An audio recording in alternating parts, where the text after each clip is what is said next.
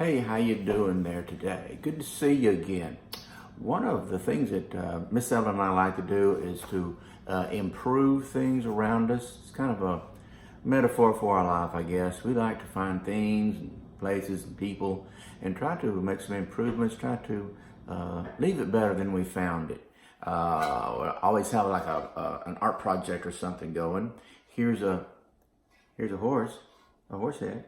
Yeah, this was an old metal lampstand from decades ago, from back in the days of my childhood. It was all rusty and full of dirt dauber nests.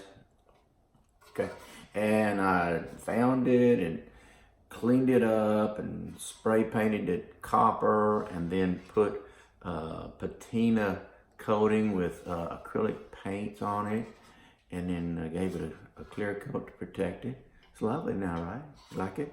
You like that? Like the copper that you see there? Oh yeah, that's nice. So now it's not just a piece of old junk. It is an object of art. Trying to figure out what to name it. Something like this deserves a name. I don't know whether to name it Ethereal Equestrian Essence of Majesty or Mr. Patina Ed. One of the two. Anyway, it was nice to find this old thing and to clean it up and to salvage it and to turn it into something much nicer. So I like my horse head, okay? All right. Now, well, it's like to do things like that to the houses where we live, to objects that we find, works of art or old furniture. It gives me a great deal of pleasure to take something and to salvage it, to restore it, or to improve it.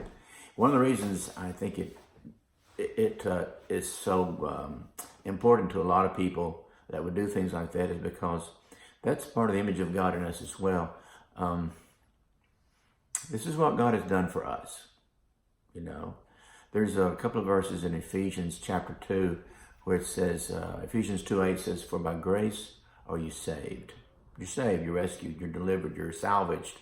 And in verse 10 says, "For we are his workmanship." We're his project. We're his masterpiece, his product that he's building on. So this is what God has done for us, that he found you and I in our mess of sin and failure and shortcomings and sorrows and heartaches, and filled with everything that really has no place in God's kingdom or God's heaven.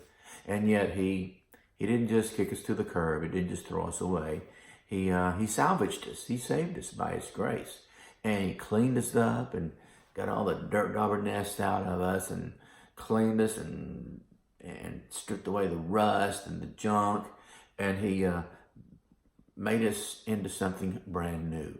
He turned us into something that was not only rescue, but serving a purpose, a better purpose, a greater purpose. And I really like that God has done that for me. It makes me feel like I'm worth more than an old metal horse head, because I know what God had to do in order to save and rescue me. But where it says that we're his workmanship, we are God's product. We are what he's making and he's building, and it's a constant work. He's always doing something on us and with us and to us to make us more like Jesus. And I really like the fact that God has decided to make improvements on me. First by salvaging me from the junkyard of sin, making me his possession and his child and his servant and all those good things. But also that it's a continued process where he's helping me be a better version of who I am. I need a lot of improvement, always have, always will. But God's been very, very good to me and allowing me to grow and develop a little bit over the years. And so I'm not the person that I really want to be, but I'm sure not the person that I used to be, or not the person that I would have been outside the grace of God. He's been good to me. So thank God for his constant improvement. I like being God's product, God's workmanship, his craftsmanship, his project that he's got going on. I like to rest in the hands of my Father and let him just handle that. This is also, though, is something that we can do for other people.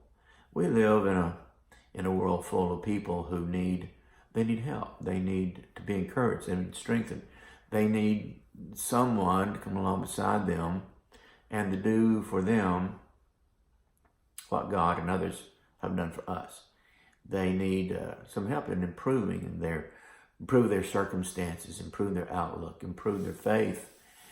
And the world is just, you'll find that today you'll be surrounded with people who actually really need you. They need a touch from you. They need you to share the love of Jesus a little bit, and they need your help. Now, can you do that for them? Can you do that for them? Can you come along beside someone and make an investment in them of just sharing a little love, a little help, a little encouragement, build them up, tell them what they need to know, help them along the way? Can you help someone in their heart and in their life to have an improved life? Can you do that? Of course you can. People are everywhere that need that, and you, that's you, are perfectly capable of being a force for good in this world. So, get out there and improve someone, beginning with yourself. And thank God that He is improving us.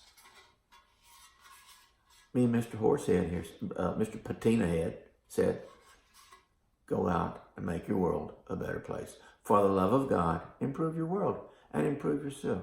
And have fun about it, okay? This is great. He's a good horse. All right, this is Johnny Taylor saying, have a great day, and I'll see you around, okay? God bless. Bye-bye.